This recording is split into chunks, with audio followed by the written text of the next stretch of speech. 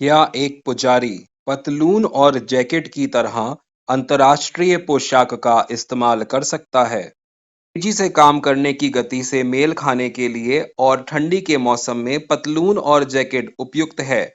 गर्म मौसम और सुकून भरे माहौल में धोती और स्लीपर उपयुक्त होते हैं। हालांकि एक पुजारी समाज में अपने ज्ञान के लिए उपयोगी होता है, वह जो प्रवचन देता है और लोगों को उससे सांत्वना प्राप्त होता है। इनमें से कोई भी गुण किसी के चुने हुए ड्रेस कोड से प्रभावित नहीं होता है। इस प्रकार एक पुजारी की प्रभावशीलता में एक पोशाक कोई महत्व नहीं रखता है और इसे व्यक्ति के रुचि पर छोड़ दिया जाना चाहिए। धोती एक कम खर्चीला पहनाव है और सामाजिक जीवन में एक दृढ़ छवि है। हालांकि धोती पहने व्यक्ति तेजी से काम नहीं कर सकता और खुद को आत्मरक्षा में शामिल नहीं कर सकता। धोती पहने हिंदू हमेशा पतलून पहने मध्य एशियाई आक्रमणकारियों के अधीन हो गए। धोती में हिंदू धीमे प्रदर्शन करने वाले बन गए और एक व्यक्ति या एक राष्ट्र के रूप में हार गए। कुछ भी हासिल करने के लिए लगभग सभी प्रतियोगिताओं जैसे धन, शक्ति, प्रसिद्धि, स्वास्थ्य आदि और यहाँ तक कि अच्छा भोजन, अच्छा आवास, मजबूत स्वास्थ्य या कोई अन्य आराम भी प्राप्त नहीं किया जा सकता था।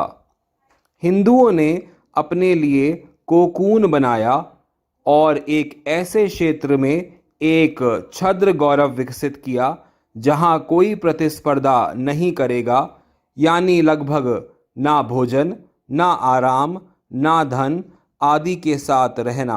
क्या ईश्वर एक पत्थर की मूर्ति को सर्वशक्तिमान ईश्वर के प्रतीक या शैतान के प्रतीक के रूप में सम्मान देना हिंदुओं के लिए पाप मानेंगे?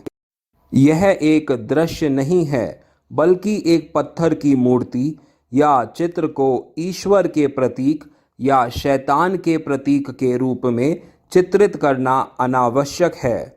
हालांकि यह एक जगह भीड़ इकट्ठा करने का एक प्रभावी तरीका है।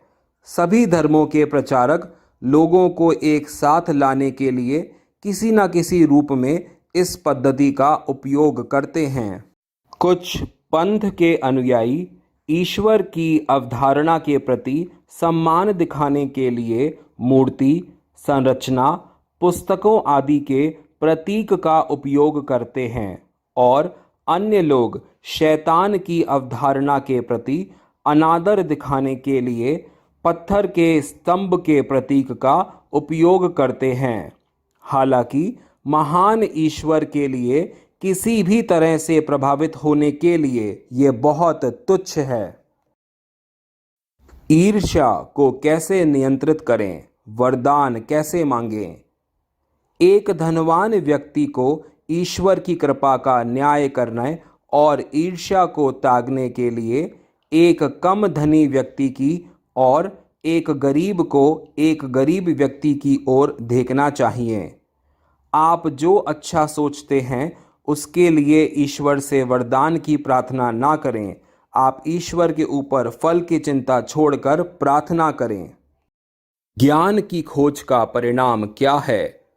ज्ञान की खोज में पृथ्वी के कोने कोने में जाओ, क्योंकि वह ईश्वर की अच्छी तरह से सेवा करता है, जो पालने से चिता तक सीखने और ज्ञान प्राप्त करने में अपना जीवन समर्पित कर देता है।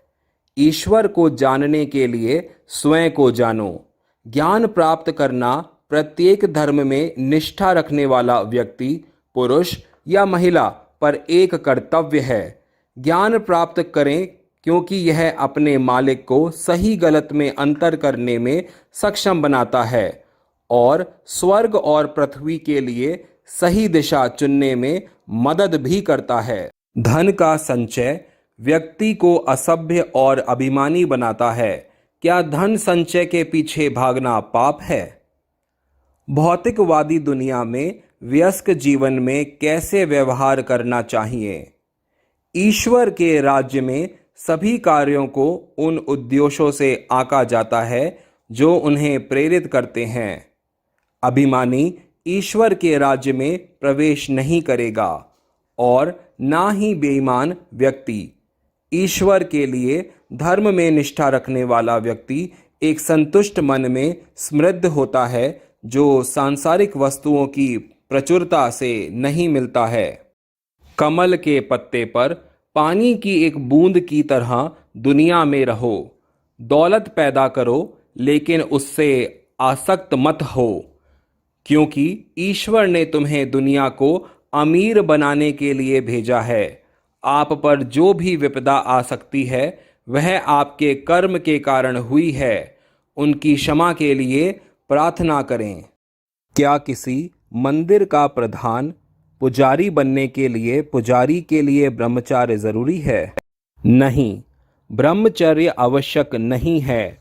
विद्यार्थी जीवन में ब्रह्मचर्य लाभकारी होता है क्योंकि इससे विद्यार्थी को अपनी पढ़ाई में ध्यान लगाने में मदद मिलती है। वयस्क जीवन में ब्रह्मचर्य सामान्य दिनचर्या में काम करने पर भी मन पर एक बड़ा दबाव होता है। महान हिंदू दूतों ने कभी ब्रह्मचर्य की सिफारिश नहीं की है। क्या हिंदुओं के लिए भीख देना अनिवार्य है? हिंदुओं के लिए दान देना अच्छा है लेकिन अनिवार्य नहीं है।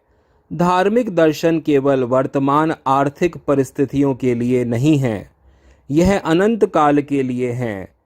ईश्वर हिंदुओं के प्रति दयालु हैं और इसलिए जो लोग भिक्षा पर निर्भर हैं वे हिंदू समाज से तेजी से गायब हो रहे हैं। सभी को धन प्राप्त करने के लिए काम करना चाहिए ताकि दुनिया समृद्ध हो और भिखारियों को भिक्षा देने की आवश्यकता गायब हो जाए। हालांकि हिंदुओं को अपनी कमाई का कम से कम 1% समाज के सामान्य कारणों और मंदिर के रखरखाव के लिए दान करना आवश्यक है। हिंदू पुजारी के लिए आदर्श पोशाक क्या है? समकालीन दुनिया में काम करने के लिए सुविधाजनक कोई भी पोशाक उपयुक्त है। भगवान कृष्ण के समय में धोती और खारम यानी लकड़ी के लट्ठे प्रचलन में थे और पुजारी उन पोशाकों का इस्तेमाल करते थे। कुशल और सस्ते कपड़े उपलब्ध होने के साथ पुजारियों के पास समकालीन दुनिया में काम करने के लिए उपयुक्त आधुनिक पोशाक का विकल्प है। एक हिंदू पुजारी के लिए पोशाक उपयोगिता उन्मुख होनी चाहिए।